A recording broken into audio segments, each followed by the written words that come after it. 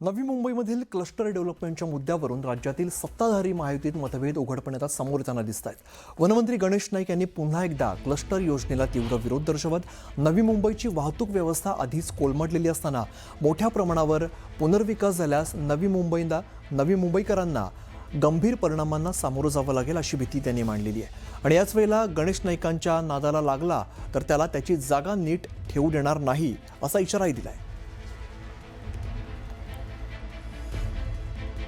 क्लस्टरच्या माध्यमातून ओढून ताणून इकडून तिकडून 30 वर्ष नाही झाल्या, पडझडीला नाही आल्या, म्हणजे अति धोकादायक मध्ये झालेल्या नाही, 30 वर्ष नाही झाल्या, अशा प्रकारचं कुठून ना कुठून असा ट्रॅक लावून क्लस्टर डेव्हलपमेंटचा फॅड उभं करण्याचा प्रयत्न चाललेला आहे। नंतर संध्याकाळी 7 वाजता वाशीमध्ये ट्रॅफिक नीट राहते का?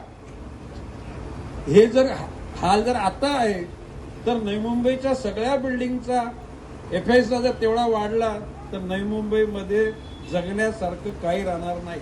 गणेश नाईकच्या नांदाला लागला ना त्याला त्याची जागा नीट ठेवू देणार नाही, हा इशारा आहे। बघा, गणेश नाईक दरवेळेला काहीतरी बडबड करत असतो ना, त्यांना पक्षामध्ये वजन आहे ना त्यांना कोणी विचारतही नाही। एकनाथ शिंदे साहेबांनी त्यांच्या जिल्ह्यामध्ये काय करावं या बाबतीमध्ये ते सक्षम आहेत आणि त्यांचं आणि देवेंद्र फडणवीसांचं सख्य सगळ्याला माहिती आहे, म्हणून इतरांनी काय कॉमेंट्स केल्या त्याच्याकडे आम्ही लक्ष सुद्धा देतो। आता बातमी धाराशिवमधून आहे। धाराशिवमध्ये भारतीय जनता पक्षाच्या जुन्या आणि निष्ठावंत कार्यकर्त्यांमध्ये अंतर्गत वाद सुरू असल्याची जोरदार चर्चा आहे। नवनिर्वाचित आमदार बसवराज पाटील यांच्या सत्कार सोहळ्याच्या कार्यक्रमात राणा जगजितसिंह पाटलांनी त्यांना वगळण्यात आलेलं होतं, तर त्यांचे कट्टर विरोधक मानल्या जाणाऱ्या खासदार ओमराजे निंबाळकरांना यावेळेला मानाचं स्थान देण्यात आलं। भाजप आमदार राणा जगजितसिंह पाटलांना निमंत्रण पत्रिका देण्यात आलेली नाही, एवढंच काय तर बॅनरवर देखील त्यांचा फोटो लावण्यात आलेला नव्हता। त्यामुळे धाराशिवच्या राजकारणात अनेक चर्चांना आता उधाण आलंय।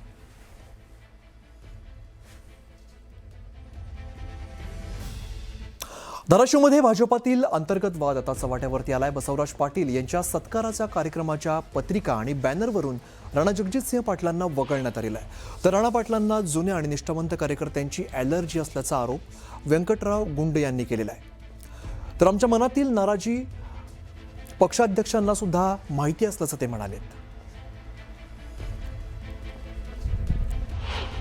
ज्या जुन्या लोकांना त्यांना घेऊन जायची सवय नाही, त्यामुळे जुनी लोकही त्यांना टाळतात, हे साहजिक आहे। तुम्ही मला नमस्कार केला तर मी तुम्हाला करतो, गिव्ह रिस्पेक्ट टेक असतो। त्यांना सवय नाही, जुन्या लोकांची ॲलर्जी आहे। का मागं जिल्हा परिषद झाली, जुन्या लोकांना हेतुपुरस्सर, ज्याच्या घरात माझ्या घरात 4 टर्म जिल्हा परिषद सदस्य होता, माझ्या घरात हेतुपुरस्सररित्या उमेदवारी नाकारली। रामदास कोळगेसारखा एक निष्ठावंत कार्यकर्ता, त्यांना उमेदवारी दिली नाही। अशा अनेक जिल्ह्यामध्ये जे निष्ठावंत जुने भाजपचे अगदी जनसंघापासून त्यांची घरं या परिवाराशी जोडलेली आहेत, त्यांना डावलण्याचं काम राणा पाटलांनी केलं आहे। म्हणून आम्ही जुनी मंडळी राणा पाटलाला टाळतो। बीड नगर परिषदेमध्ये अवघ्या 6 महिन्यांपूर्वी स्थापन झालेल्या सत्तेसमोर आता राजकीय संकट निर्माण झालेलं आहे। सत्ताधारी गटातील नगरसेवकांमध्ये अंतर्गत असंतोष उफाळला। नगरपालिकेमध्ये कधीही सत्तांतराची शक्यता वर्तवली जाते।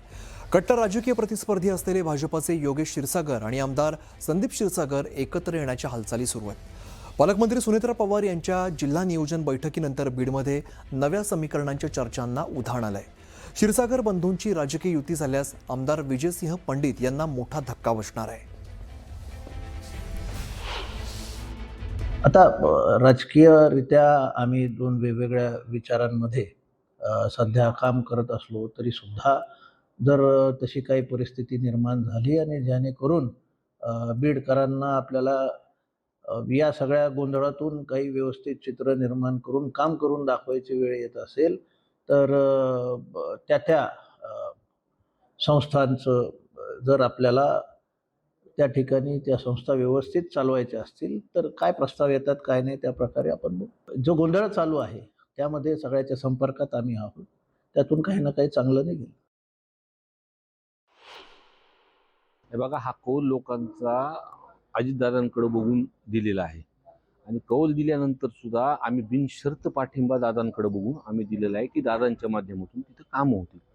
पण ज्या पद्धतीचा तिथं कारभार चालू आहे, पूर्ण चित्र हे लोकांसमोर आहे. हे चुकीचा कारभार तिथे चालू आहे. विकासाचा विषय असेल किंवा लोकांच्या अडचणी कामाचा जो विषय असेल तर आम्ही विचार नक्कीच करू.